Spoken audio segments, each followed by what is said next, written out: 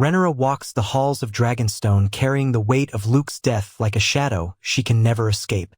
Her grief sits deep in her chest, but the realm demands a queen, not a mourning mother.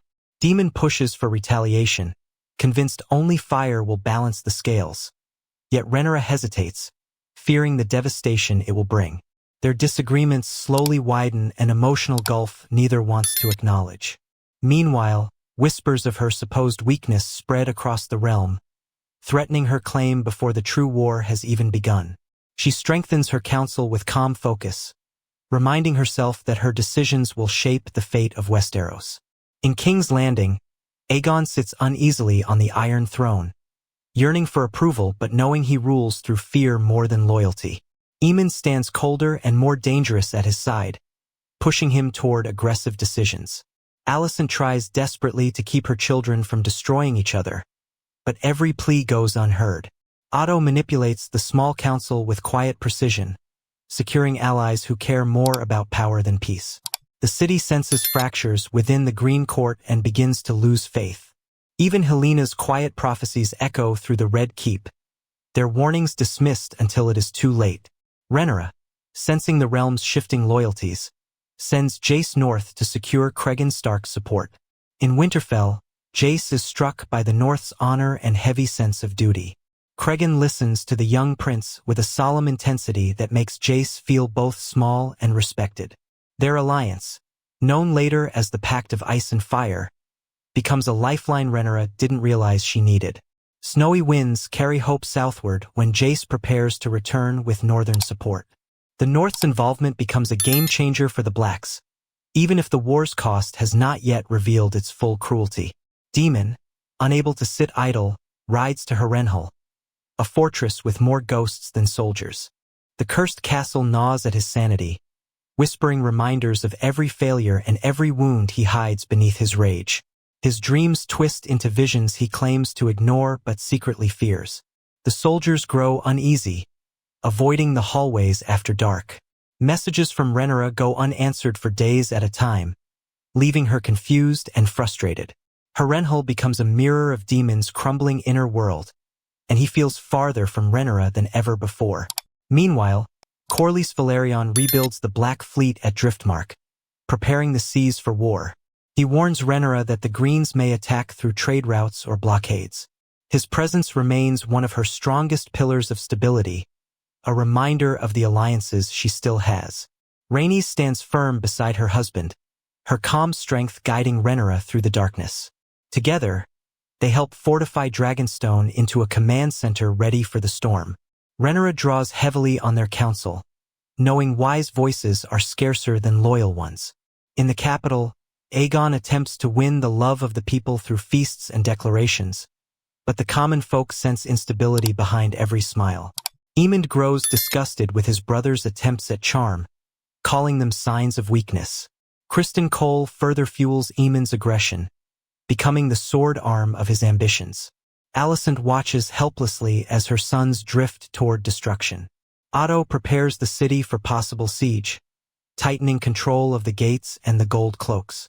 The Red Keep becomes a pressure cooker of fear and fractured loyalty. Rhaenyra finally decides to send Baela to Harrenhal, hoping she can pull Daemon back from whatever darkness holds him. Baela arrives to find him haunted and withdrawn, a shadow of the man she once admired. She brings order to the garrison and provides him a voice of reason. Daemon seems steadier with her presence, though he refuses to discuss his visions. Rhaenyra, unaware of the full truth, senses only that something between them is slipping. Love and war collide in ways she cannot control. When the Blacks learn Aemond is marching into the Riverlands, Rhaenys volunteers to intercept him on Molaise. Rhaenyra hesitates, terrified of losing yet another person she loves. But Rhaenys accepts the danger with dignified resolve, knowing the war cannot be won through fear. She rises into the sky, flame trailing behind her like a comet of fate. Aemond sees her coming and welcomes the battle with a cold smile. The heavens explode in fire as Molaise and Vhagar clash in a storm of death. The outcome sends shockwaves across the realm. Casualties mount, alliances shatter, and both sides taste the bitterness of dragon warfare at its fullest. Rhaenyra trembles as she receives the news, realizing no victory will come without unbearable loss. Daemon receives word at Harrenhal and spirals deeper into guilt and fury. The riverlands burn, their villages reduced to ash and rubble. The dance of the dragons shifts into its darkest chapter yet. King's Landing erupts in panic as rumors of the battle reach the common folk. Aegon becomes paranoid, convinced the people will turn on him. Aemond remains disturbingly calm, insisting it is time to press harder. Alicent tries to ground her sons, but her voice carries no weight anymore.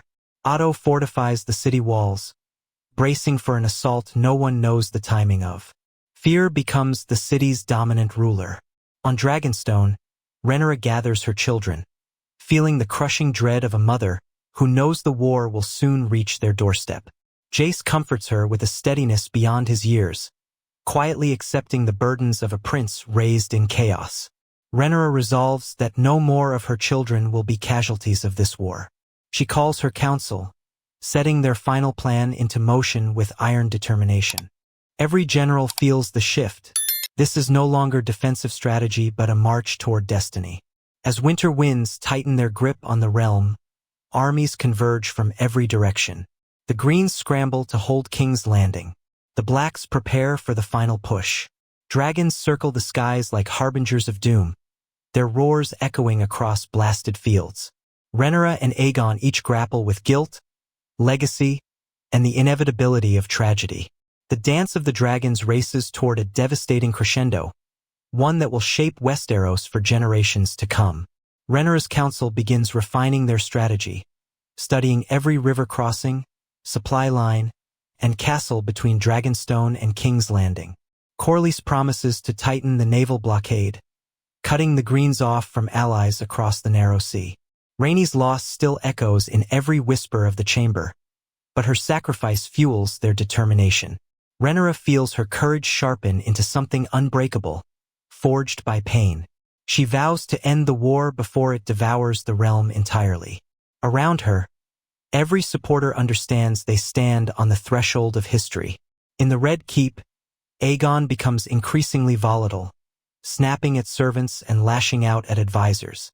He can sense the city slipping through his fingers, the murmurs of discontent growing louder each night. Aemond maintains a cold composure that unnerves even Criston Cole, whispering to his brother that fear is their greatest weapon now. Alicent tries to comfort Aegon, but he recoils from her touch, feeling swallowed by guilt and inadequacy. The Green Court fractures further under the pressure of imminent attack. Even Otto begins to question whether he can keep the city from imploding before the Blacks arrive. Far from both thrones, small folk villages across Westeros feel the war closing in. Smoke rises from burned fields, families flee across mud-soaked roads, and inns overflow with displaced travelers. Some blame the Greens, others the Blacks, but most curse the dragons altogether. Rumors spread like wildfire. Some say the skies will soon be filled with dragons like a storm of living fire. Others whisper of shadowy figures moving across battlefields, scavenging from the dead. The realm's suffering becomes a quiet tragedy overshadowed by noble ambitions and royal vengeance.